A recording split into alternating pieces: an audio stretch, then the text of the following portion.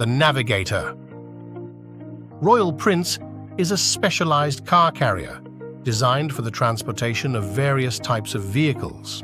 Car carriers are specifically engineered to transport a wide array of vehicles, including passenger cars. Inside a car carrier, the structure resembles a multi-level parking garage, allowing for efficient transportation of non-self-propelling cargo. What is a car carrier ship? Car carriers are specially designed ships to transport various types of vehicles, from passenger cars to large vehicles such as construction machinery. They can also transport non-self-propelling cargo by using trailers or forklifts. The inside of car carrier is like a multi-level parking garage. Row or roll-on roll-off ship is a special type of vessel which is used for the transportation of automobile vehicles. Also known as car carriers, these vessels have special inclines, ramps, constructed so as to make the loading and the unlading of vehicles and cargo easier and more convenient.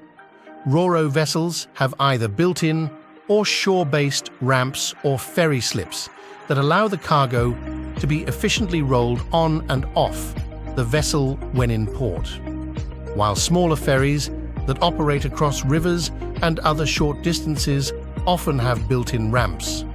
The term ro-ro is generally reserved for large ocean-going vessels. Ocean vessels that specialize in shipping cars have been built to hold up to 8,000 vehicles, although most are designed to transport between 4,000 and 5,000 vehicles. These ships are used to move cars and trucks to the United States. Pure car and truck carriers, PCTC, are vessels designed especially for the transport of extremely high quantities of passenger cars and trucks. The distance between the decks can be adjusted depending on whether cars or trucks are transported. Car carrier are special row-a-row ships, which are designed for the transport of cars. They are often referred to as pure car carriers, PCC, or pure car and truck carriers, PCTC. The largest pure car carrier, the Hero Target, can transport up to 8,500 cars on 14 different decks and is intended for trade from East Asia to Europe. This so-called New Horizon class is almost 200 meters long and 36 meters wide and is therefore not the longest car transporter despite the largest loading capacity. How are car carriers jolties loaded? On this cargo ship, mainly cars and trucks are loaded, but also buses and tractors can be shipped without problems. Loading and unloading a car transporter poses a particular challenge, as each vehicle has to be loaded and secured individually. When the ship arrives at the port, a large team of drivers is already waiting at the terminal. The keys are usually already in the car, and the respective driver only has to bring the vehicle on board or off board. Technical features of a car carrier. Car carriers are easy to recognize from the outside because they have strikingly high side walls. The large surface area of the side walls poses a great challenge for the captains in strong winds, as the ships run the risk of drifting off course. Behind these side walls, the ships have several tween decks so that the vehicles can be loaded on top of each other. Ramps inside the ship take the vehicles from the lower to the higher tween decks.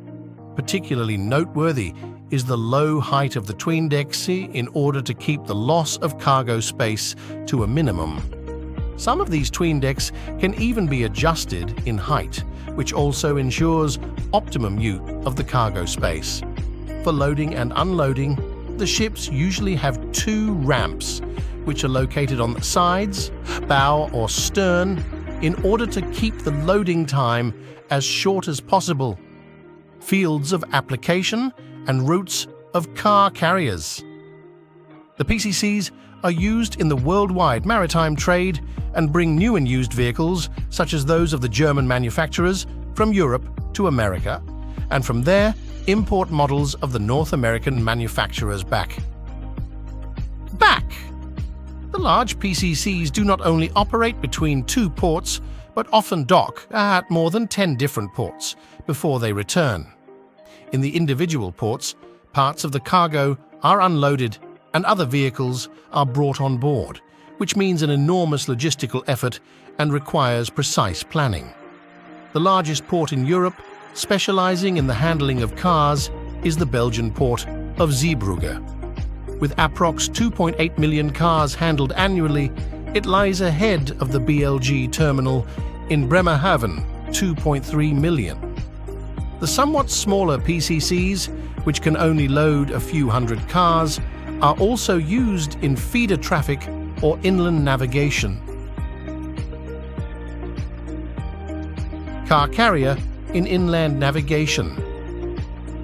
Inland navigation is still a relatively young market segment, as it was not until 1982 that the company began bringing vehicles from the Ford works near Cologne to the Netherlands. The relatively smaller inland waterway vessels have loading capacities of up to 600 vehicles and only have up to 5 height-adjustable tween decks in the hold. Modern PCCs used in inland navigation are up to 10 meters long, approx 12 wide, and have a draft of only 3.2 meters to withstand the low draft restrictions. In order to master waterways with low bridge crossings, some ships are able to dismantle the top deck. In order to be able to navigate flexibly in the narrow fairways, most inland car carriers have a bow propeller in addition to their stern propeller. Actions to be taken while observing damaged cargo during discharging operation on board car carrier ships. Stop discharge. Take as many photos as possible from different angles showing the damage. Inform master. Describe how the damage took place. Take the sign of the foreman on the stevedore damage form. Take printouts of the photo and attach it to the stevedore damage form. If stevedore not signing the damage report, form raise the LOP. Inform central planner in containers. Safeguard the owner's interest. General precautions to be observed while working. RoRo include preventing unauthorized entry of vehicles and pedestrians into the terminal, enforcement of speed limits, segregation of vehicles and pedestrians, adequate marshalling of passenger-carrying vehicles, provision of safe routes from car decks to passenger accommodation, maintain clear approach to RoRo ramp.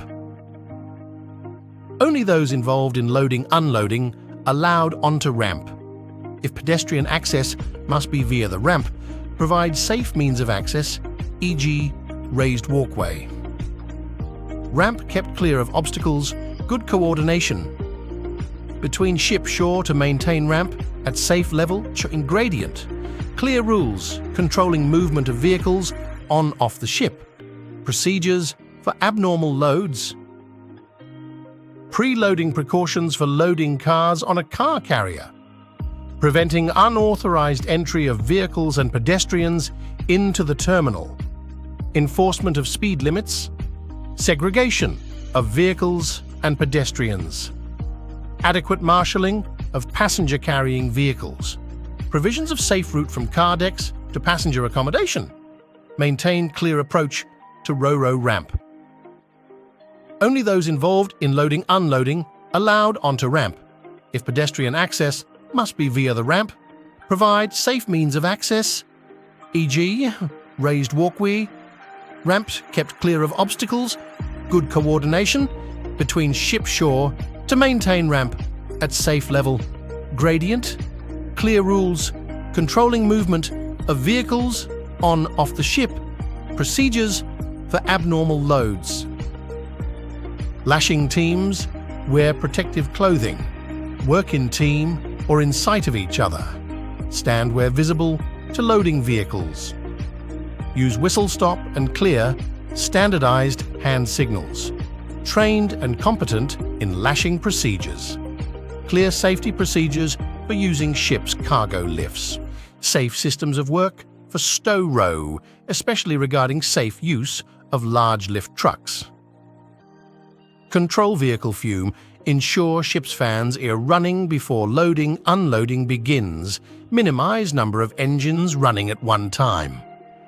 Maintain company-controlled vehicles in accordance with manufacturer's guidelines. Safe method of stowage of heavy cargo items, such as locomotives and project cargo, being brought by your ship during monsoon. Following guidelines, you are lashing of heavy cargoes, securing against sliding and tipping. Whenever possible, timber should be used between the stowage surface and the bottom of the unit in order to increase friction. This does not apply to items on wooden cradles or on rubber tires or with similar bottom material having a high coefficient of friction. The securing devices should be arranged in a way to withstand transverse and longitudinal forces which may give rise to sliding or tipping. The optimum lashing angle against sliding is about 25 degrees, while the optimum lashing angle against tipping is generally found between 45 degrees and 60 degrees. Fig 1. If a heavy cargo item has been dragged into position on greased skid boards or other means to reduce friction, the number of lashings used to prevent sliding should be increased accordingly. If, owing to circumstances, lashings can be set at large angles only, sliding must be prevented by timber shoring, welded fittings, or other appropriate means. Any welding should be carried out in accordance with accepted hot work procedures. Securing against heavy seas on deck. Whilst it is recognized that securing cargo items against heavy seas on deck is difficult, all efforts should be made to secure such items and their supports to withstand such impact, and special means of securing may have to be considered. Heavy cargo items projecting over the ship's side. Items projecting over the ship's side should be additionally secured by lashings acting in longitudinal and vertical directions. Attachment of lashings to heavy cargo items. If lashings are to be attached to securing points on the item, these securing points should be of adequate strength and clearly marked. It should be borne in mind that securing points designed for road or rail transport may not be suitable for securing the items on board ship. Lashings attached to items without securing points should pass around the item, or a rigid part thereof, and both ends of the lashing should be secured to the same side of the unit. Figure 2. Securing devices should be assembled so that each component is of equal strength. Particular attention should be paid to the correct use of wire, grips, and clips. The saddle portion of the clip should be applied to the live load segment, and the U-bolt to the dead or shortened end segment. Mix securing arrangements of devices with different strength and elongation characteristics. Planning and preparations to be done before loading and unloading of vehicles on a car carrier. Stowage. Shippers' special advice or guidelines regarding handling and stowage of individual vehicles should be observed. Vehicles should, as far as it is possible, be aligned in a fore and aft direction. Athwartship stowage should only be allowed with the express permission of the master, having taken into account the anticipated weather for the intended voyage, and provided that adequate securing arrangements can be made.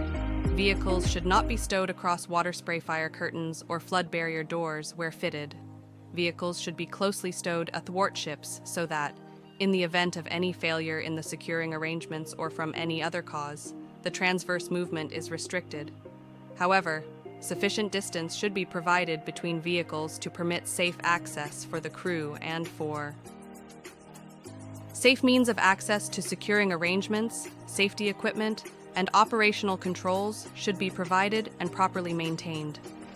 Stairways and escape routes from spaces below the vehicle's decks should be kept clear. Vehicles should not obstruct the operating controls of bow and stern doors, entrances to accommodation spaces, ladders, stairways, companionways, escapes, access hatches, firefighting equipment, controls to deck scupper valves and controls to fire dampers and ventilation trunk. Parking brakes, where provided, of each element of a combination of vehicles should be applied. Semi-trailers should not be supported on their landing legs during sea transport, unless the landing legs are specially designed for that purpose, and so marked. Semi-trailers should not be supported on their landing legs during sea transportation unless the deck plating has adequate strength for the point loadings or there are suitable arrangements to. Uncoupled semi-trailers should be supported by trestles or similar devices placed in the immediate area of the draw plates so that the connection of the fifth wheel to the kingpin is not restricted. Such trestles or devices should be tested and clearly marked to show their maximum permitted load, which must not be exceeded. Depending on the area of operation, the predominant weather conditions, and the characteristics of the ship, freight vehicles should be stowed so that the chassis are kept as static as possible by not allowing free play in the suspension. This can be done by securing the vehicle to the deck as tightly as the lashing tensioning device will permit, or by jacking up the freight vehicle chassis prior to securing. Depending on the area of operation, the predominant weather conditions, and the characteristics of the ship, freight vehicles should be stowed so that the chassis are kept as static as possible by not allowing free play in the suspension. This can be done by securing the vehicle to the deck as tightly as the lashing tensioning device will permit, or by jacking up the freight vehicle chassis prior to securing. Since compressed air suspension systems may lose air, adequate arrangements should be made to prevent the slackening off of lashings as a result of air leakage during the voyage. Such arrangements may include the jacking up of the vehicle or the release of air from the suspension system where this facility is provided. Securing. Securing operations should be completed before the ship leaves the berth. Persons appointed to carry out the task of securing vehicles should be trained in the use of the equipment to be used and in the most effective methods for securing different types of vehicles. Persons supervising the securing of vehicles should be conversant with the contents of the cargo securing manual. There should be an adequate supply of cargo securing gear which is maintained in a sound working condition. Freight vehicles of more than 3.5 tons should be secured in all circumstances where the expected conditions for the intended voyage are such that movement of the vehicles relative to the ship could be expected. So far as is reasonably practicable, the securing arrangements should be adequate to ensure that there will be no movement from any cause which will endanger the ship. When freight vehicles are being stowed on an inclined deck, the wheels should be chocked before lashing commences. During discharge, sufficient restraints should remain in place until the tractor unit has been connected, where appropriate. Lashings should not be attached to or led across lamp brackets, trailer landing legs, kingpins, side guards, or bumpers, except those specially designed for this purpose. When wheel chocks are used to restrain a semi-trailer, they should remain in place until the semi-trailer is properly secured to the semi-trailer towing vehicle. To avoid being damaged during loading and unloading, all securing equipment should be kept clear of moving vehicles on the vehicle deck. Inspection routines for securing equipment should be specified in the cargo securing manual and require at least one inspection every 6 months by a trained person. Defective equipment should be taken out of service and placed where it cannot be used inadvertently. Lashing arrangements. Lashings should have strength and elongation characteristics appropriate for the mass of vehicle being secured. Steel chains are commonly used for lashing freight vehicles of more than 3.5 tons gross vehicle mass, GVM. Webbing straps or other novel securing systems may be used instead of steel chain, provided that they have an equivalent strength and suitable elongation characteristics. See IMO MSC Circ 812 for further details. Chains, straps, and associated elements, eag hooks, shackles, elephant's feet, and tensioning devices should have an MSL of 100 kN. Where, exceptionally, weir ropes or other materials are used, their breaking load should be at least 200 kN. Hooks and other devices which are used for attaching a lashing to a securing point should be designed and applied in a manner which prevents them from disengaging from the aperture of the securing point if the lashing slackens during a voyage. Lashings should be so designed and attached that, provided that there is safe access, it is possible to tighten them if they become slack. Securing points provided on vehicles should only be used for lashing the vehicle to the ship. Only one lashing should be attached to any one aperture loop or lashing ring at each securing point. The lashings are most effective on a vehicle when they make an angle with the deck of between 30 and 6 degrees. When these optimum angles cannot be achieved, additional lashings may be required. Where practicable, the arrangement of lashings on both sides of a vehicle should be the same and angled to provide some fore and aft restraint, with an equal number pulling forward as are pulling aft. Crossed lashings should, where practicable, not be used for securing freight vehicles, because With these vehicles, lashings should pass from a securing point on the vehicle to a deck securing point adjacent to the same side of the vehicle. Where there is a concern about the possibility of low coefficients of friction on vehicles such as solid-wheeled trailers, additional cross-lashings may be used to restrain sliding. Bearing in mind the characteristics of the ship, the approved cargo securing manual, and the conditions expected on the intended voyage, the master should decide on the number of lashings, if any, to be used on each class of vehicle, having regard to any vehicles which by the nature or disposition of their load may require particular attention. Thank you for watching.